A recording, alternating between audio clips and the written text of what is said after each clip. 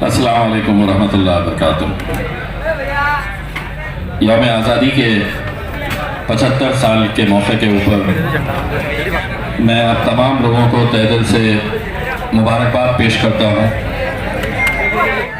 इस मुल्क की हुकूमत को देखना चाहिए था कि जब तिरंगा आया तो उस तिरंगे को हासिल करने के लिए नौजवानों का जोश देखिएगा कि कैसा है कि ये तिरंगा मेरे हाथ में आना चाहिए।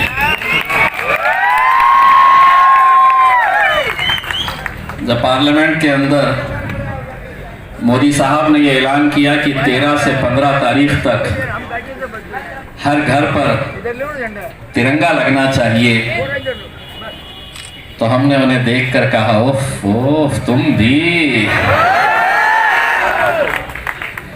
चलिए, इन 75 सालों के अंदर इस मुल्क के मुसलमानों को इस बात का फख्र होना चाहिए कि जो दौर जिसका चल रहा है, जिसकी हुकूमत इस मुल्क के अंदर है, आखिर हम लोगों ने उन्हें मजबूर तो किया है कि उनके झंडे को हटाए और हमारे तिरंगे झंडे को हर घर के ऊपर लहराएं।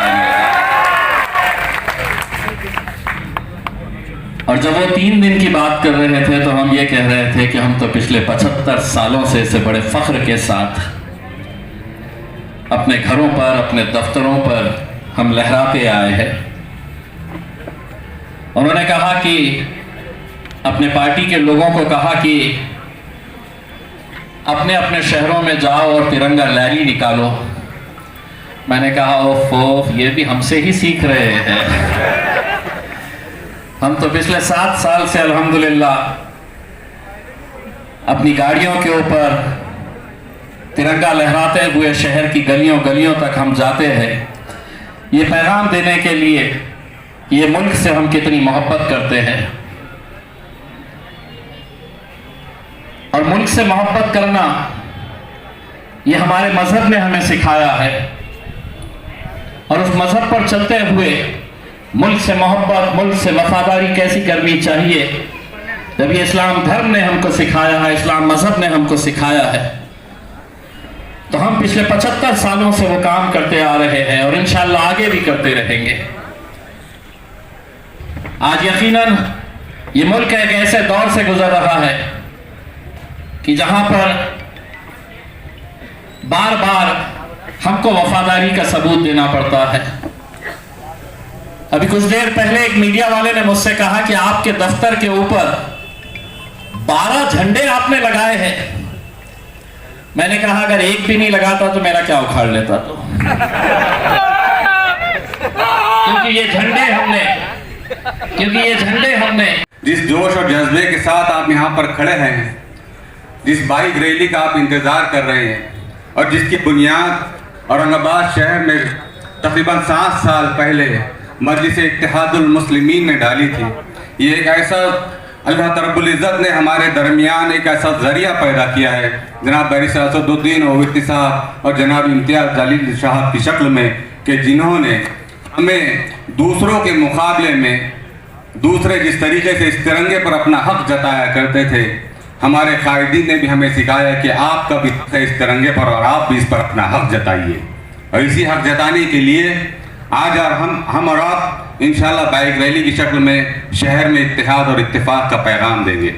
मेरे नौजवानों, एक लड़ाई तो 75 साल पहले अंग्रेज़ों से लड़ी गई थी, लेकिन अब एक और लड़ाई लड़ना है इंशाल्लाह, जहाँ पर जुल्म के खिलाफ हमें आज़ादी मिलेगी, जहाँ पर नाइंसाफ़ी के खिलाफ हमें आज़ादी मिलेगी। और ये आज़ादी कैसी मिलेगी? ये आज़ादी उस वक्त मिलेगी जब हमारे और आपके दरमियान मजलिस इत्तेहादुल मुस्लिमीन जैसी जमात, जो हर दबे कुचले समाज की आवाज़ उठाने के लिए यहाँ मौजूद रहती है। तो मेरी आप तमाम लोगों से गुजारिश है कि जिस इत्तेहाद और जिस जोश और जज्बे के साथ आपने हमारे कायद की आवाज़ पर लब्बैक कहा, यही जोश और जज्बा हमें मुस्तकबिल में भी कायम रखना है, ताकि हम अपने आने वाली नस्लों को ये बता सके कि हमने तुम्हारे लिए कुछ किया था, यौम आज़ादी मनाई थी, और इस यौम आज़ादी के बाद अब आने वाले मुस्तकबिल में तुम्हारा रोशन मुस्तकबिल है। मेरे नौजवानों, मेरे साथ 2 नारे ज़रूर लगाइए, इसलिए कि जिस कायद ने हमें और आपको मुत्तहद किया है